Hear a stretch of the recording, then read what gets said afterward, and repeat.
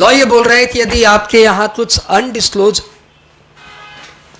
Cash मिल गया, department ने red मारी और कैश मिल गई, या अनडिस्क्लोज इन्वेस्टमेंट मिल गया, डिपार्टमेंट ने रेड मारा और आपके यहाँ एफडीज मिल गई, कुछ ज्वेलरी मिल गई, अनडिस्क्लोज इन्वेस्टमेंट मिल गया, तो ऑब्वियसली डिपार्टमेंट उठा के ले जाएगा। फिर करेगा क्या? फिर आपसे पूछेगा इसका सोर्स बताओ, और यदि आप उसे एक्सप्लेन नहीं कर पाए तो फिर हम लोग बोलेंगे undisclosed unexplained investment, undisclosed unexplained assets, undisclosed unexplained cash, और ये आपकी इनकम में ऐड हो जाएगा। तो आप बोलेंगे हो जाएगा क्या, 30% ले लेना। लेकिन सेक्शन 115 की सीरीज में एक अलग से प्रोविजंस डाला हुआ है कि इस इनकम पे टैक्स रेट लगेगा 60% plus surcharge at the rate 25%।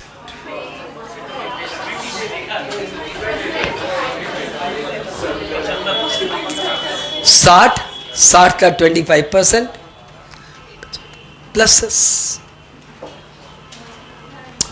तो मोटा मोटी 78% आपका इसमें से रख के गवर्नमेंट 22% आपको लौटा देगा। Undisclosed investment, undisclosed asset, undisclosed cash. अब आपको समझ में आया लोग रेड से क्यों डरते हैं? क्यों रेड के ऊपर मूवी बन गई? क्योंकि इतना जबरदस्त टैक्स है। और उसके बाद पेनल्टी प्रोविजंस हमारे यहाँ और हो सकते हैं, हाँ, जेल वेल डालने के प्रोविजंस अलग है।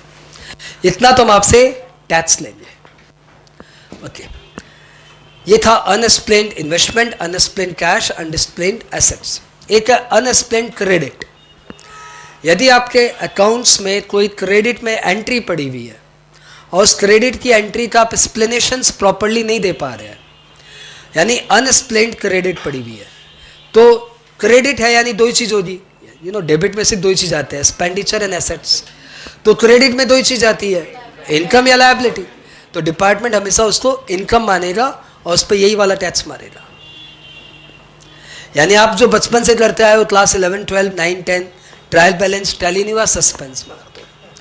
सपोज वो सस्पेंस क्रेडिट में था, तो डिपार्टमेंट पूछेगा सस्पेंस क्या होता है, तो आप जवाब नहीं दे पाएंगे, तो फिर this will be treated as income. खत्म। सस्पेंस तो चलो कोई रियल लाइफ ट्रायल बैलेंस में मिलता नहीं हो, खाली स्टूडेंट्स में मिलता है। रियल लाइफ में अनएक्सपेंड क्रेडिट रहता है, जैसे advance to Mohan, advance to Mohan.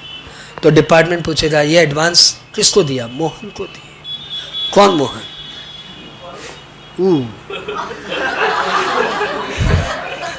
अब आप मोहन में जब ऊ आ ए ई करेंगे तो उसको बोलेगा unexplained Mohan, unexplained credit entry, और फिर वो उसको आपकी इनकम मान लेगा। ठीक है। वैसे ही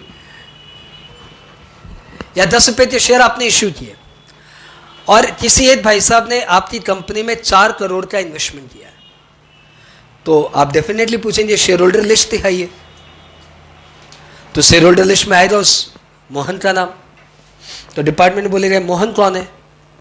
तो आप एज ए कंपनी क्या बोलेंगे? वैसा live order is one of the share holder, उसका ये पैन कार्ड है, ये इसका नेम है, ये इसका एड्रेस है, आप देख लीजिए पैन कार्ड है, आइडेंटिफाइड है मोहन। अरे आपको कोई पैसे देगा तो आप उसे पैन कार्ड ही तो लेंगे, वोटर आईडी तो लेंगे। हाँ, तो ये सब लिया हुआ देख लीजिए। तो डिपार्टमेंट ने मोहन का एड्रेस निकाला और फिर मोहन के घर पहुंचा।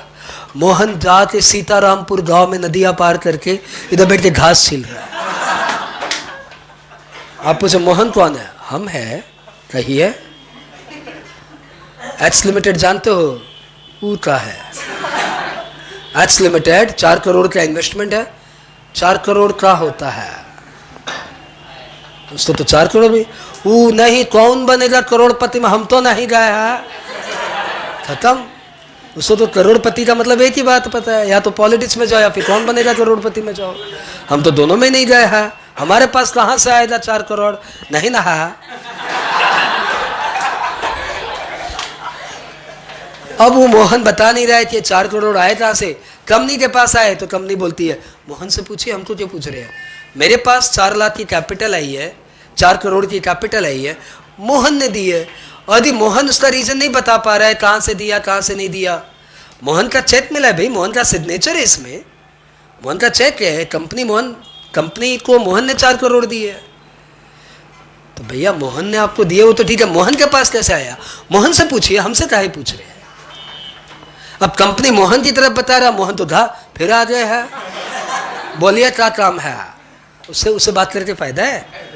उस बेचारे को जेल में डाल के आपको फायदा है? नहीं, वो तो कब बोलिए, उसका तो आंख बता रहा, वो इनोसेंट है।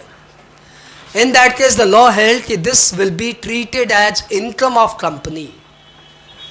If the shareholder of the company is unable to provide the source details of the money invested, then it shall be treated as income of the company. Company share capital income मान लिया जाएगा company का। तो जब जो फर्जी मोहन और सुरेश लाला के अपनी कंपनी बना रखे हो ना, यदि कंपनी की रेड पड़ी तो मोहन सुरेश तो कोई फर्क नहीं पड़ेगा, company will be liable to pay tax. Clear? Unexplained money, unexplained assets, unexplained cash, unexplained credit, unexplained expenditure. यदि आपका कोई एक्सपेंडिचर हुआ और डिपार्टमेंट ने आपसे पूछा ये एक्सपेंडिचर का सोर्स कहां से आया, मतलब इसलिए आपके पास पैसे कहां से आए, और यदि आप उस पैसे का एक्सप्लेनेशन नहीं दे पाए तो it will be treated as your income. जैसे मैं बताता हूं, इसको हटाते हैं, नाम क्या इसका? अमरजीत। अमरजीत ने आज तक इनकम टैक्स डिपार्टमेंट को 1 रुपया भी नहीं दिया, पेन तक नहीं बनाया अपना, बोला नजर में रहेंगे तो पहचान में आएगा, हम नजर में ही नहीं आएंगे, तो अपने आप को आप पेन भी नहीं लिया, इनकम टैक्स से रिकॉर्ड में ही नहीं है, ये बंदा है ही नहीं। अपना गांव में आराम से क्या ईंट का भट्टी लगा रहा है, राइस का मिल बैठा रहा है, 50 बिजनेस कर रहा है, लेकिन इनकम टैक्स में अभी तक पेन भी नहीं लिया। ठीक है, इनकम टैक्स की नजर में नहीं आ रहा है। फिर आदमी का इमोशन उसको मार देता है। फिर इसी शादी के दिन आई तो शादी में बोला मेरा शादी आलिशान होना चाहिए, पूरा गांव देखेगा क्या होता है शादी, हम बताएंगे शादी क्या होता है। और शादी में खर्चा किया 400 करोड़। न्यूज आई, इनकम टैक्स डिपार्टमेंट न्यूज पढ़ा, मोदी जी सुबह उठ के न्यूज ही पढ़ते, 4 बजे उठ के न्यूज पढ़े, अमरजीत ने 400 करोड़ शादी में खर्च किए, आउट। अमरजीत देख तो कौन है भाई, देख तो अमरजीत, इस गांव का तो अमरजीत कोई नहीं अपने पास, जा पहुंच। 5 बजे अमरजीत के पास इनकम टैक्स डिपार्टमेंट पहुंच गया, शादी का अगले दिन।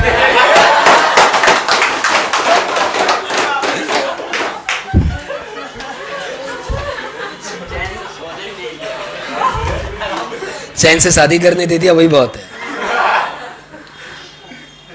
आया बाहर आइए भाई साहब, अमरजीत आए, भाई ये 400 करोड़ आपके खर्च हुए हैं, आए कहां से पैसे?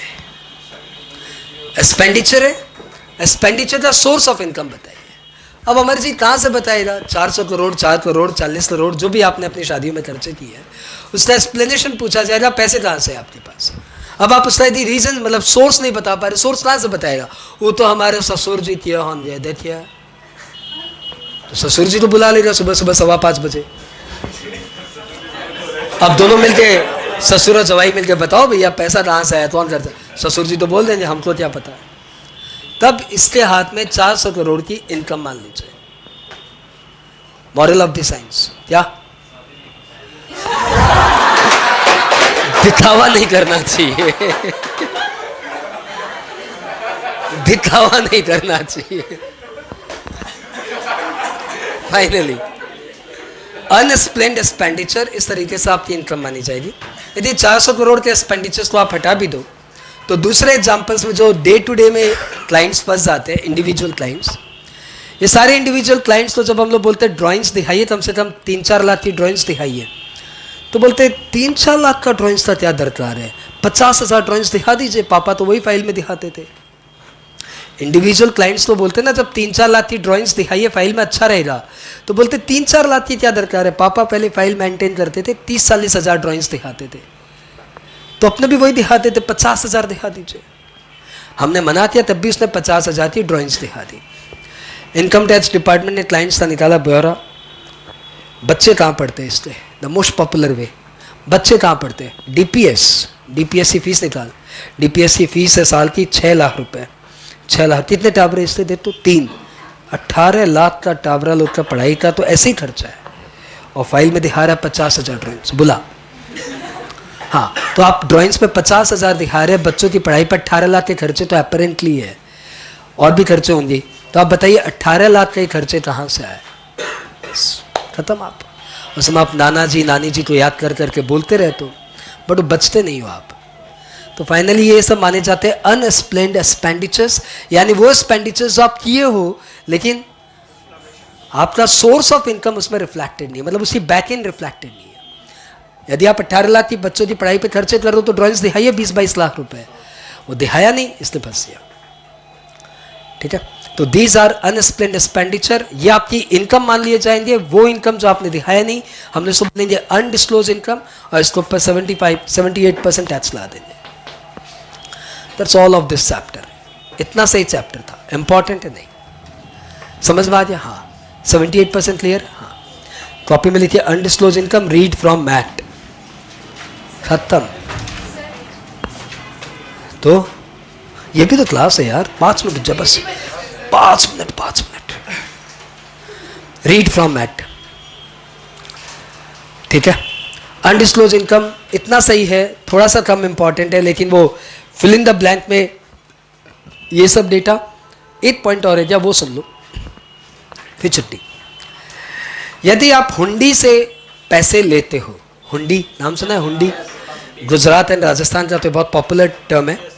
हुंडी कॉन्सेप्ट एग्जैक्टली ये है कि सपोज मुझे राजस्थान में पैसे भिजवाने हैं, या राजस्थान में मेरे को पैसे चाहिए, तो कैलकाटा वाला बंदा राजस्थान वाले बंदे को एक रुक्का लिख देता है, मतलब एक नोट लिख देता है, प्रॉमिसरी नोट आप इसको बोल सकते हो आपकी टेक्निकल भाषा में। हमारी पुरानी मारवाड़ी भाषा में हम लोग इसको रुक्का बोलते थे। रुक्का लिख दिया कि भाई तू इसको 3 लाख रुपया दे दे। What is bill of exchange? I order a person to pay to a third person, drawer drawee pay. ये ड्रॉवर ड्रॉई पे आपकी अंग्रेजी भाषा, बिल ऑफ एक्सचेंज अभी आया है, और वर्षों से ट्रांजेक्शन हो रहा था। पुराने जमाने में इसको रुक्का, हुंडी ये सब नाम से बोलते थे। तो जो भी आप हुंडी का पेमेंट कर रहे हो या पेमेंट ले रहे हो, पेमेंट कर रहे हो मतलब हुंडी से आपने पैसे लिए, लौटाने भी तो पड़ेंगे। तो हुंडी से यदि आपने पैसे लिए या लौटाए, दोनों में से जो भी हुआ, that must be via account पे चेक और अकाउंट पे ड्राफ्ट और ईसीएस। यदि आपने हुंडी का कोई भी पेमेंट अकाउंट पे चेक या अकाउंट पे ड्राफ्ट या ईसीएस से नहीं किया, तो वो आपकी इनकम मान ली जाएगी 78%। बात क्लियर? तो अनडिस्क्लोज इनकम कहाँ कहाँ फॉल किया? Unexplained asset, unexplained investment, unexplained cash एक तरफ, अनएक्सप्लेन्ड क्रेडिट। इसी में शेयर कैपिटल वाला एग्जाम्पल ध्यान रखना। हाँ, शेयर कैपिटल वाला एग्जाम्पल। अनएक्सप्लेन्ड एक्सपेंडिचर्स, हुंडी का पेमेंट करो, कोई प्रॉब्लम नहीं, हुंडी अपना पुराना सिस्टम में चलाओ, लेकिन हुंडी को अकाउंट पे चेक से भुगतान करो। यदि हुंडी का अकाउंट पे चेक से पेमेंट करेंगे तो ठीक है, बेरर चेक या कैश से कर दिया तो फिर वो आपकी इनकम में आ जाएगा। हुंडी से पैसा लिया तब भी आपकी इनकम, हुंडी का पैसा लौटाया तब भी आपकी इनकम।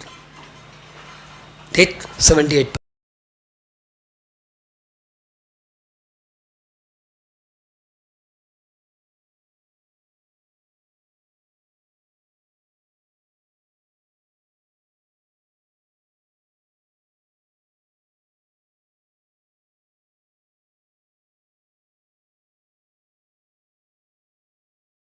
ट्रायल